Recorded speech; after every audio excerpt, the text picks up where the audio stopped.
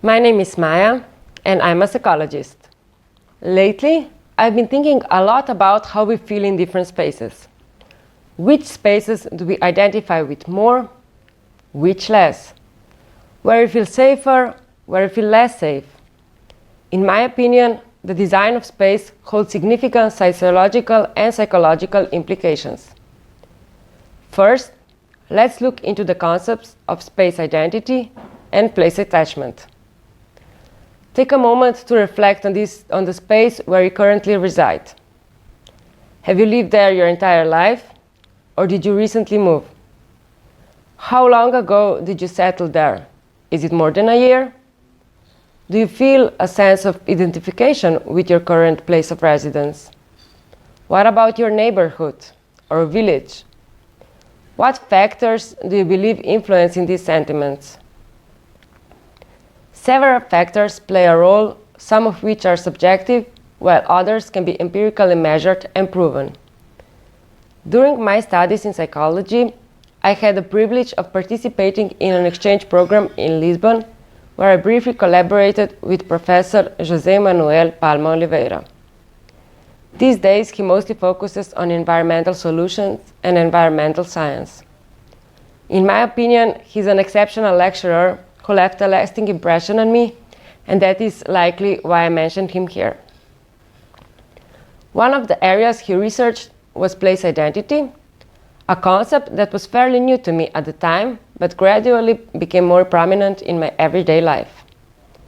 So, what exactly does place identity entail? The concept was introduced by Prashansky and is defined as a substructure of self-identity of the person consisting of broadly conceived cognition about the physical world in which the individual lives. This focus highlights two important aspects. First, the development of self-identity is not solely influenced by individual, interpersonal, and social processes, but also extends to the physical environment, making place a fundamental component of personal identity. Second, place identity evolves to some extent throughout our lives due to changes in the physical and social environment.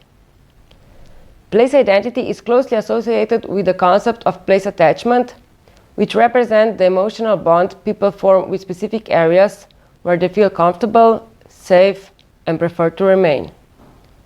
However, it's worth noting that the connection between these two concepts can be somewhat unclear, with some people equating or perceiving one as part of the other.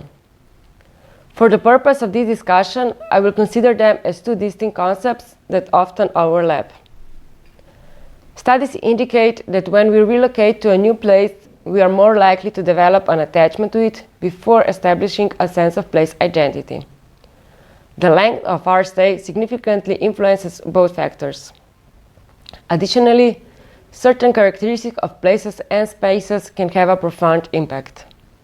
Factors such as area size, organizational structure, and architectural consistency can act as facilitator of an individual's identification with a space and contribute to an external perception of that space, fostering a strong identity.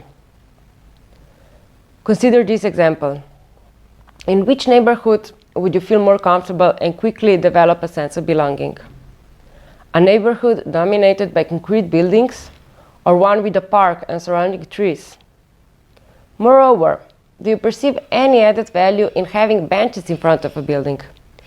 Is the way these benches are placed important to you, such as in a row, semicircle, or circle? Similarly, what are your thoughts on the buildings themselves? Do you believe modern or traditional architectural styles are associated with a stronger sense of belonging? Clearly, architecture and organization of space play vital roles. Architectural design shapes the physical spaces where people gather and interact. Public space centers, when designed with human-scale considerations, comfort, and opportunities for social interaction, can foster a sense of community and place attachment. Furthermore, an architectural approach that prioritizes walkability, accessibility, and connectivity can encourage social cohesion and a feeling of belonging. architecture often reflects the historical and cultural context of the place. Traditional or historical architectural styles can evoke a sense of heritage and continuity, establishing a connection between present-day residents and the past. Buildings and structures that embody cultural values and tradition of a community contribute to a unique sense of place identity. Simultaneously, place identity is closely associated with the positive perception of a place by its inhabitants. The more residents identify with a place, the more likely they are to view it as a less polluted or as a better place to live, among other aspects. I find this topic important within the context of spatial justice because whenever we discuss changing a place, it is crucial to consider the people who call it home, including young individuals. Do they identify with their local environment? Are they attached to it? If so, why? If not, why? Additionally, how do individuals from immigrant backgrounds feel in such an environment? Whenever we wish to intervene in neighborhoods, our initial focus should be the residents themselves. As I mentioned earlier, the place can be a significant part of their identity. I invite you to think of a recently built neighborhood, one filled with new buildings. How was it constructed? Did the developers take into account the needs of the future residents, or did they prioritize constructing cost-effective towers that occupy minimal space, possibly accompanied by a shopping center? I genuinely hope that my concerns are unfounded. In summary, let's explore some potential solutions to enhance place identity. 1. Celebrate local culture and heritage through organized events and initiatives. 2. Foster community engagement and involve residents in decision-making processes related to the development and management of their place. 3. Enhance public spaces to facilitate social interaction. Develop parks, plazas, and community centers that encourage residents to come together and engage with one another. 4. Support local businesses and entrepreneurs to strengthen the local economy and community bonds. 5. Prioritize safety, cleanliness, and overall quality of life within the place. 6. Encourage active citizenship and volunteering. Engage residents in activities that contribute to the betterment of the place, such as community cleanups, neighborhood watch programs, or environmental conservation initiatives. This involvement fosters a sense of belonging and empowerment. And 7. Develop a distinct place identity through effective communication and branding. Utilize local symbols, stories, and narratives that resonate with the residents and create a positive perception of the place. By implementing these strategies, we can cultivate a stronger sense of attachment, pride, and belonging among residents, ultimately enhancing place identity. The other topic I would like to address today, partly connected with place identity, is the feeling of safety in space. So let's talk about the concept of safety and security, which can be divided into 2 dimensions. One dimension is objective and relates to actual risk, while the other is subjective and directly concerns our emotions and feelings. In this video, I will focus more on the subjective dimension. Of course, people are different from one another, and we all have a subjective sense of safety and danger. However, some parallels can be drawn with the majority population. For instance, consider dangerous situations in films. Many of them take place in empty, dark streets, don't they? Even when we find ourselves in such streets in real life, we quickly become haunted by thoughts of possible dangers. Well, at least that's the case for me. Now, the question is, how can we design public spaces to make them safer? Windows are one example. Streets with more windows give a greater sense of control over what is happening. And this is reducing the potential crime. Alongside windows, clear sightlines and open spaces allow for greater visual and natural surveillance.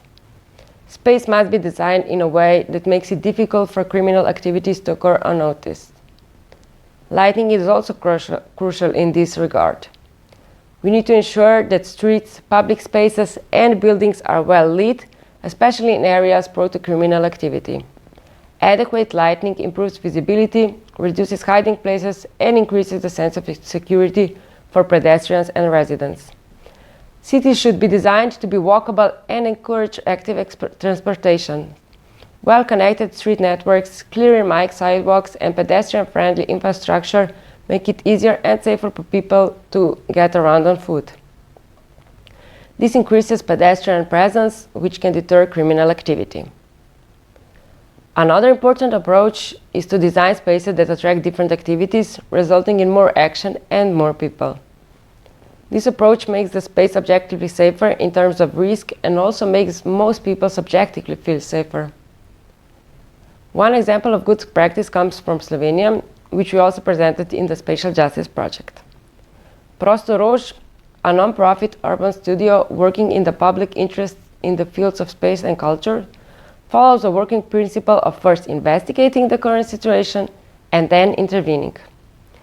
They use a participatory spatial planning method and collaborate with local community and creators. Their work is characterized by communication, ideas, and collaboration. They are aware that local people are most affected by the space, so they strive to involve them in the interventions. Their project, called Tivoli Underpass, is particularly impressive. The underpass was in poor condition despite its good design and basic maintenance. The cracked pavements, rickety railings, and daily vandalism made you feel unsafe passing through it, whether during the day or at night. The main objective was to transform the underpass from a mere connection between 2 points into an urban space that could be a park, a street, a promenade, a playground, or an event space. The renovation upgraded the space and reduced the potential for vandalism through features like concrete wall protection and improved lighting. The round voids in the walls were surrounded by walnut wood, providing people with a place to stop, rest, read a book, or socialize. The underpass is now better maintained and the walk to the city park has become more pleasant and safer. Subjectively, I can say that my perception of this space has changed. I also noticed that people now spend more time there, not just seeking shelter from the rain. The underpass connects the city center with a beautiful park, and on a nice sunny days, it is truly enjoyable to walk through. In short, public spaces need to be attractive and accommodate various activities. We must always consider the end users, their wants, needs, and how the space design can satisfy the specific target population. This approach will also reduce the likelihood of negative events, such as vandalism and various forms of violence. Prostor has implemented several other spatial changes resulting from their participatory approach, which are described on the Spatial Justice website. Lastly, I would like to highlight another factor that increases safety in cities and neighborhoods: a higher sense of ownership and community engagement. We need to involve the community in the design and maintenance of public spaces, encouraging residents to take ownership of their neighborhoods through activities like community gardens, neighborhood watches, and public art projects. Engaged communities tend to have lower crime rates due to increased social cohesion and a collective sense of responsibility. This brings us back to the sense of belonging, place attachment, and place identity. All of these factors are interconnected, and they all revolve around people, or more accurately, the community. In short, to summarize and conclude, the design of space holds immense significance. It bears the utmost importance for both its inhabitants and those who merely pass by. Space is never meant to exist in isolation. Hence, when undertaking spatial interventions, it is important to consider that the users of the space and the desired outcomes we aim to achieve, and as well what we intend to avoid. The next time you stroll through your neighborhood, take a moment to ponder upon this notion. You will likely observe numerous elements that align with the thoughtful design of streets and buildings. Additionally, Pay attention to any aspects that may be lacking and do not hesitate to actively address these social issues as well.